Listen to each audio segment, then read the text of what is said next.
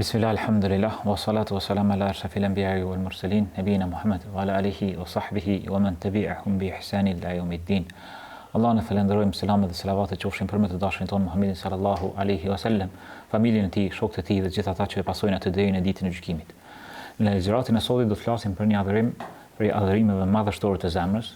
Është një adhurim që varet rregullimi i jetës prej saj.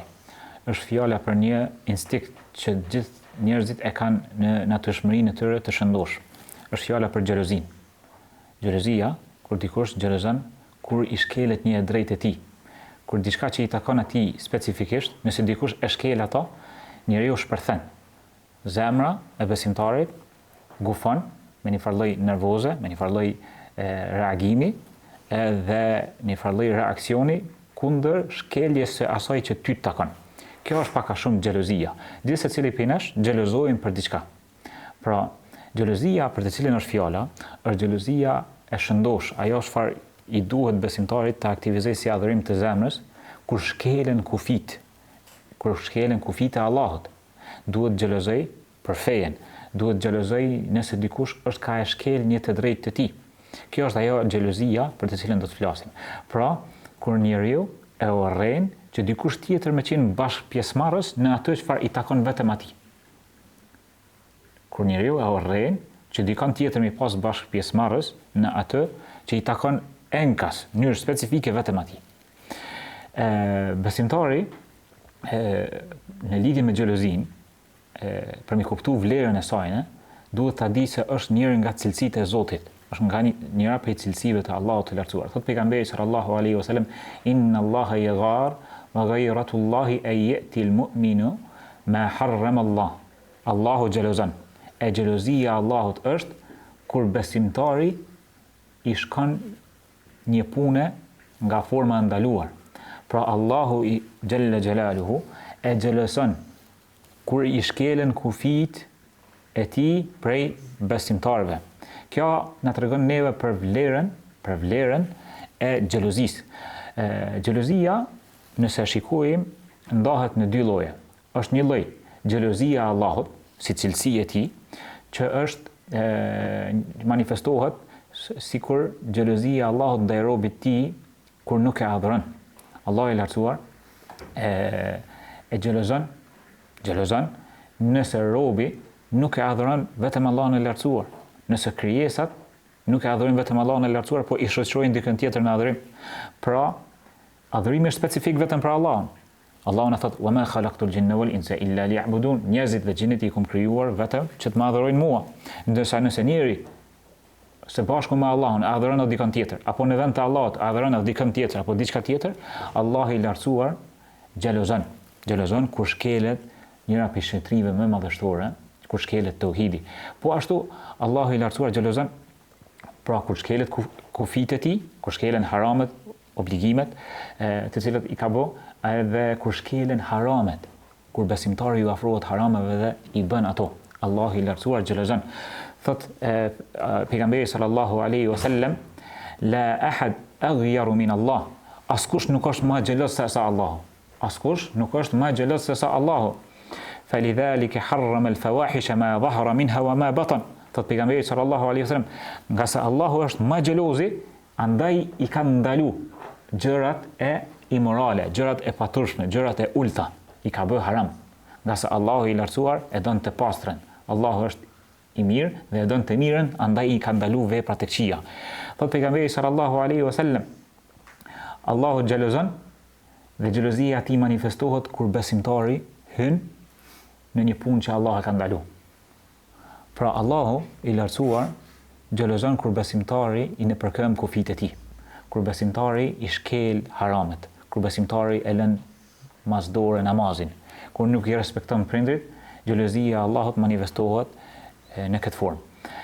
Pastaj e kemi llojin e dytë xhelozisë. Pra së pari e kemi nga një anë xhelozin e Allahut ndaj robërve të tij, kur shkelet shetria e Allahut, kur shkelet shetria e tauhidit, kur shkelet shetria e kufive të tij, ndërsa xhelozia tjetër është xhelozia e robit ndaj vetvetes. Xhelozia e robit ndaj vetvetes. Lloji i dytë i xhelozisë.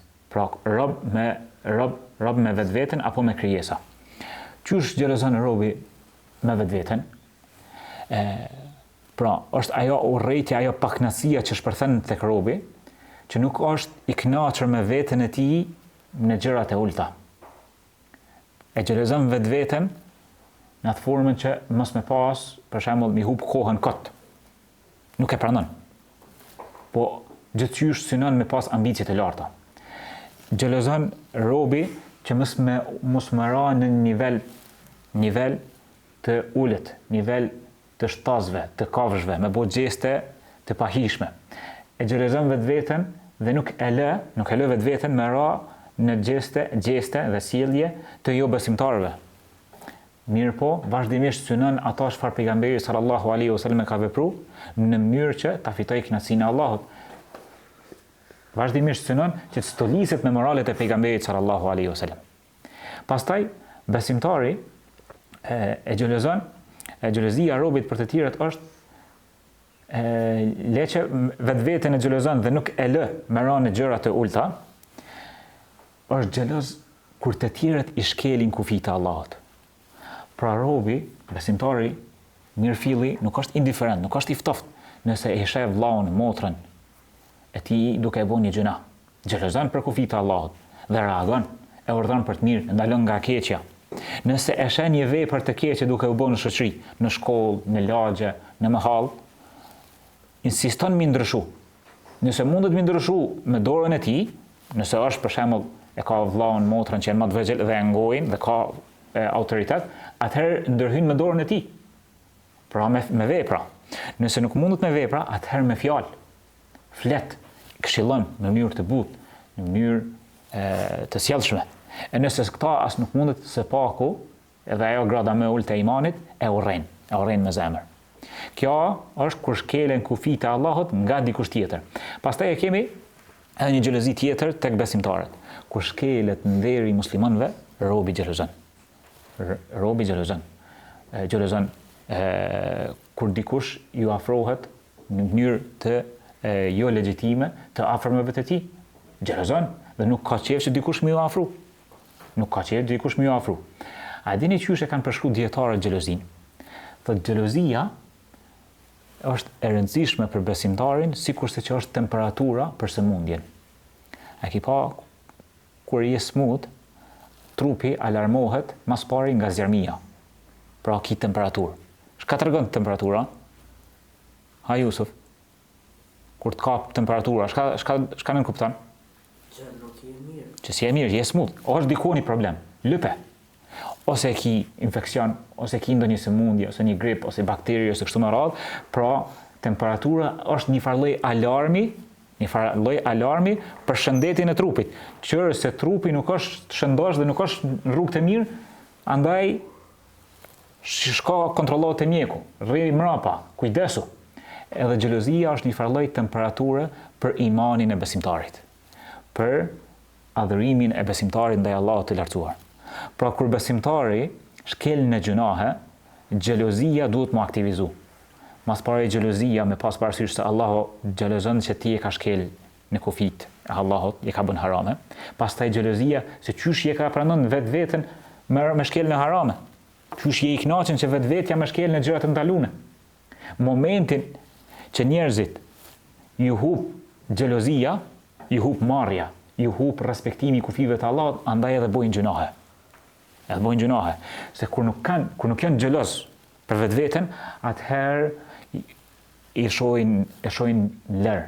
Vllau, motra, shoki, shoqja bojnë gjunahe dhe kë nuk ndërhyjnë as pak. A kur je xheloz, ti nuk i mundësi mu pranu me këtë gjendje. Nuk je i qetë, nuk kënaqesh ti me këtë gjendje, po ndërhyjnë. Nëse dikush fol fjalë të ndyta, ti duhesh më konë xheloz. Pse o ka fol fjalë të ndyta? Qysh o ka shkel kufijtë e Allahut? Duhet mi atërheq vërejtjen, mi këshillu.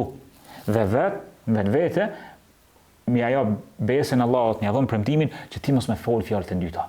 Që kjo është ajo xhelozia që duhet manifestu. Pastaj xhelozia i ka ato shkaqet se qysh dobësohet tek njëri. Mas pari, ajo është adaptimi me gjunahe. Ajo është që mas shumë ti e dobëson xhelozin. Pse njerëzit sot nuk janë xheloz? Pse janë mësuar me gjunahe? janë mësuar me imazhe të imorale, me imazhe të paturshme, me zhveshje. Edhe ju mësohet syni. Pse njerëzit sot dëgjojnë muzikë? Pse nuk ja ovran veshi muzikën që është gjë e ndaluar? Nga se veshët e tyre janë mësuar, pra janë adaptuar me gjunahe. Andaj edhe nuk xhelozojnë se qysh janë e lojnë vetveten mishkel kufit të Allahut. Pastaj ajo tjetra çfarë e dobson xhelozin është me gjyku me emocione. Me gjyku me emocione. Qysh me gjyku me emocione? Për shembull, nënash, apo në këtë rast prindit, i dhimet fëmia mi qu për sabah. Thotë, jo se herët sabahi, qysh mi aprish gjumin e kështu me radhë, ndërkohë që Allah thotë, wala ta'khudhukum bihima ra'fatun fi dinillah. Mos t'ju pengoj kur farmëshire për t'i kryer detyrën e fesë. Që mi realizu, jetësu fenë e Allahut, mos keni kur faj dëmshërie, se kjo dëmshëria është e dëmshme. Kjo mëshira është e dëmshme kur ti e urdhon dikon tjetër mi kryeni urdhër të Allahut. Për shembull, ti e vllau më i madh në familje, edhe të dhimbet mi aprish gjumin vllaut të vogël apo motrës së vogël për mi qu për sabah. Këtë rast ti duhesh më kon xheloz se qysh ai më vazhdu me flajt e mos mi u përgjigj Allahut mi fal namazin e sabahit. E duhesh mi zgjuar për namaz të sabahit. Kjo është domethënë ajo që mos me gjyku me emocione. Mos mi jap përparësi emocionit në jetësimin e fejes. Pra e para, qysh humb xhelozia është kur adaptohesh me gjunahe, pastaj nëse gjykon me emocione, ndërkohë që Allah i lartësuar për na thirr që në çështjet e fejes mos me pas dëmshëri të gabueshme, po duhet mi realizu fejen e Allahut komplet në tërësi, pastaj tjetra çfarë e dëmton xhelozien dhe e zhduk pe zemrave tona, që temperaturën e shëndetshme, që të alarmon ty se gjendja jote është në rrezik, është edukimi i keq. Edukimi i prindërve ndaj fëmijëve në mënyrë të keqe. Thonë hajt se s'ka dert. Hajt se s'ka dert tu, hajt se s'ka dert atje, dhe ti nuk xhelozon për asgjë. Pastaj nëse rrin me njerëz që nuk janë xheloz. Pra nuk xhelozon për motrën, nuk xhelozon për familjen e tij, nuk xhelozon nëse për shembull i ofendohet, i fyet familja, nuk xhelozon, por rrin indiferent, sikur nuk kurbo asgjë. Nëse ti i dëgjon shokët që janë indiferent kur dikush fyet në familjen tënde, atëherë edhe ti në mënyrë graduale fillon mu adaptu dhe nuk reagon. A çush është xhelozi? Xhelozi është i del në mbrojtje, alarmohet, dikush me të fy, me ta fy fejen, alarmohesh, ba diskuqesh, të kap nervoza. Kjo është e shëndetshme. Kur dikush e fyn prindin tënd, ti në mënyrë automatike, në mënyrë natyrshme, alarmohesh. Kjo është xhelozia shëndosh. Njëjtë duhet të alarmohem edhe kur dikush na e fyjen fen ton. Po me maturi, me reagu me maturi, mi thirr të tjerët, mi thon ajo çfarë ka vepron është e paduhur. Ajo çfarë je ka bën është për gjunaheve të mëdha e kështu me radhë mi këshillu të tjerët. Mirë, qysh mi realizu në këtë xhelozi, nëse është kaq e rëndësishme, nëse është për cilësive të Allahut, nëse Allahu i lartësuar e don xhelozin tek robërit e tij dhe nëse kaq e rëndësishme është për shëndetin e imanit të besimtarit, atëherë e para është edukimi. Edukimi i prindërve ndaj fëmijëve, jemi eduku me xhelozi. Pastaj mi rujt që natyrshmërinë e shëndosh dhe mos mu ndiku nga shoqëria e keqe. Po mi lut Allahun që më të rujt edhe me pas xhelozi të shëndosh për fenë e Allahut dhe për vetveten. Pastaj tjetra çfarë të ndihmon mi kultivu xhelozien është me lexu Kur'anin, dhe mi pas se Allahu i lartësuar xhelozon. Allahu i lartësuar xhelozon për kufijtë e tij. Andaj duhet i respektojmë kufijtë e tij. Pastaj po ashtu mi njoft përgjithësinë e fesë, mi njoft realitetin e dunjas. Të gjitha këto ndihmojnë që mi kultivu dhe mi majt xhelozinë të shëndosh. Pastaj me pa në jetën e pejgamberit sallallahu alaihi wasallam se çysh kanë qenë xheloz ata, çysh kanë qenë sahabët xheloz, tabiinët e kështu me radhë. Thot pejgamberi sallallahu alaihi wasallam, Allahu xhelozon. E xhelozia e tij manifestohet kur robërit e tij i shkelin kufijtë e tij. Pra Allah i lartësuar xhelozon. Pastaj thot pejgamberi sallallahu alaihi wasallam, dijeni o umeti Muhamedit se nuk ka më xheloz se sa Allahu kur ndokush prej robërve të tij bien në kur dikush prej robërve të tij bien në gjëra të ndaluara, në gjëra imorale. Allahu xhalozon kur robët e tij e marrin Allahun sikur shikuesin më të pavëmendshëm. Kur e neglizhojnë shikimin e Allahut, kur e neglizhojnë dhe i mbyllin syt dhe i mbyllin veshët nga mbikëqyrja e Allahut dhe nuk e marrin përsipër dhe shkelin në kufi të Allahut pa ja u ndi fare. Allahu i lartësuar xhalozon.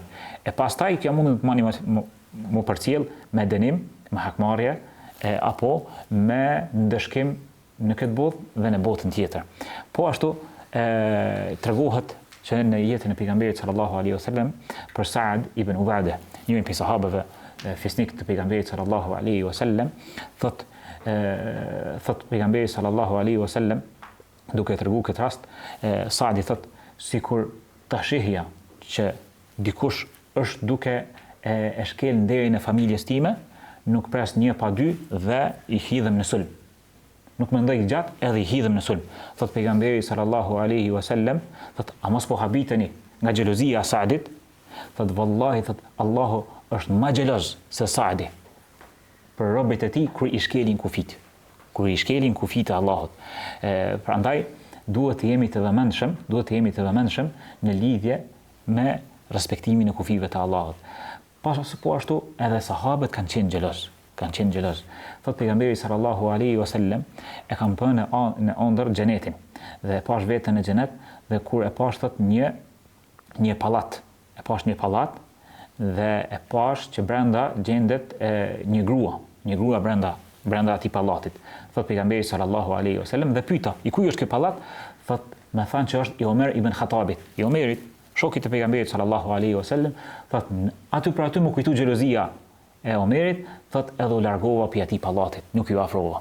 Ndërkohë që ëndrat e pejgamberëve janë prej shpalljes që në të vërteta, kjo do më na tregu që pejgamberi sallallahu alaihi wasallam që shokët e tij kanë qenë xheloz. Dhe Omeri radhiyallahu anhu është bo sebeb që më zbrit ajetet e hijabit, më zbrit ajetet e kërkimit të lejes për me hy tek pejgamberi sallallahu alaihi wasallam. E kështu me radhë shembuj të shumt në lidhje me xhelozin.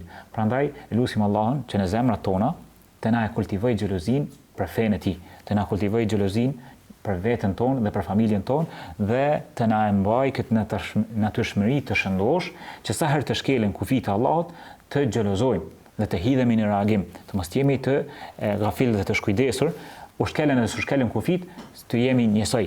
Ta lutim Allahun që të na ruajt mos adaptohemi me gjunahe. E çysh adaptohemi me gjunahe?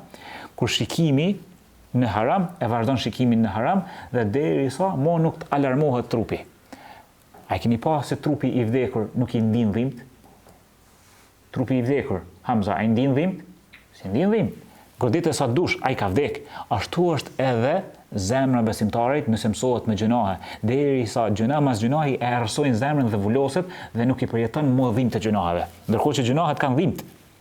Vetëm me xhelozi dhe vetëm me gjallërinë e zemrës i përjeton ato dhimbt. Lutim Allahun që zemrat tona të ripërtrin dhe të mban të gjalla dhe të jetë Allahu i kënaqur me to dhe të përmirësoj ligësitë e zemrave tona.